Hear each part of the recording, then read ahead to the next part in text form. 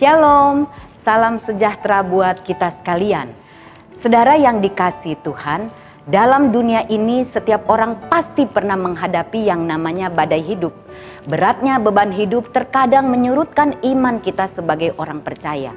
Masalah dan pergumulan hidup seringkali membuat kita panik dan bingung.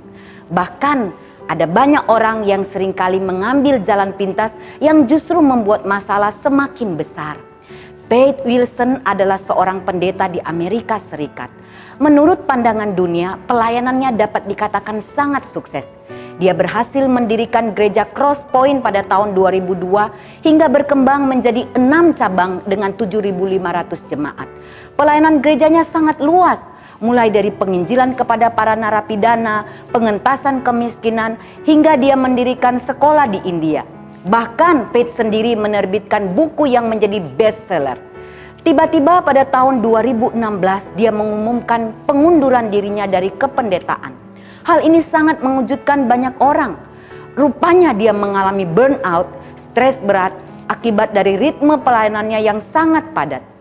Kisah seperti ini bukan satu-satunya yang terjadi di dalam dunia kekristenan. Selain mundur dari pelayanan, beberapa orang Kristen bahkan pendeta atau hamba Tuhan lainnya memutuskan untuk bercerai, meninggalkan iman dan pindah agama atau bahkan mengakhiri hidupnya. Jika dicermati, penyebabnya sama, yaitu mereka telah kehilangan pengharapan. Mereka merasa bahwa kesulitan hidup yang harus mereka tanggung untuk mentaati perintah Tuhan terlalu besar, sehingga mereka merasa memilih jalan pintas adalah sesuatu yang lebih mudah, lebih membuat mereka lega dan bebas. Saudara, sebagai orang Kristen, orang yang percaya kepada Tuhan, mari kita jadikan ini sebagai pembelajaran. Bukan untuk mempergunjingkan atau menghakimi mereka. Ingat, suatu hari mungkin kita yang akan mengalaminya.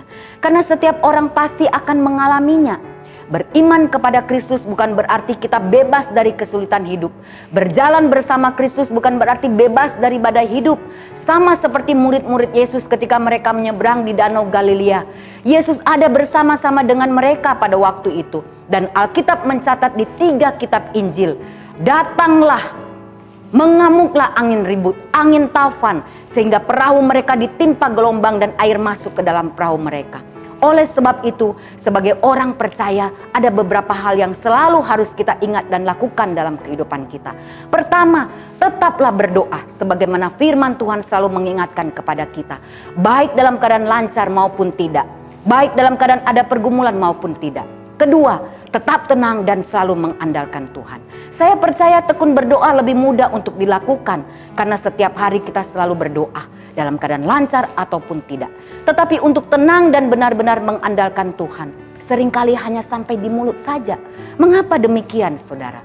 Karena tidak dapat dipungkiri sekarang ini perkembangan teknologi begitu maju dalam segala bidang. Di satu sisi kita perlu bersyukur atas perkembangan itu. Sebab dengan perkembangan teknologi ini semakin memudahkan kita melakukan segala sesuatu. Namun di sisi yang lain muncul keprihatinan besar. Sebab banyak orang terlalu mengandalkan teknologi dan akhirnya mulai melupakan Tuhan sebagai sumber dan pemberi pengetahuan kepada manusia. Akibatnya begitu masalah datang yang tidak dapat diselesaikan oleh kecanggihan teknologi, banyak orang kehilangan pegangan dan pengharapan. Kepanikan melanda sehingga lupa ada Tuhan yang lebih besar dari masalahnya yang mampu menolong kita. Kita terlalu terpaku pada kecanggihan teknologi sehingga lupa kepada Tuhan yang mampu memberi jalan keluar kepada kita.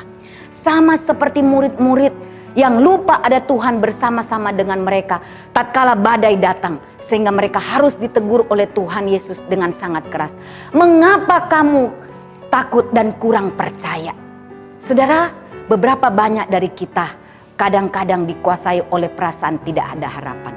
Berapa banyak dari kita dikuasai oleh kepanikan, keputusasaan atau terperangkap di dalam lautan ketidakberpengharapan tanpa ada jalan keluar. Di awal tahun baru ini, mari kita sekali lagi belajar. Meski prediksi banyak orang tahun ini akan ada resesi, tahun ini akan ada banyak kesulitan.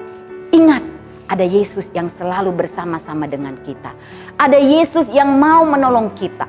Ada secercah harapan kalau kita benar-benar percaya dan selalu mengandalkan Dia. Kiranya Tuhan menolong kita semua. Amin.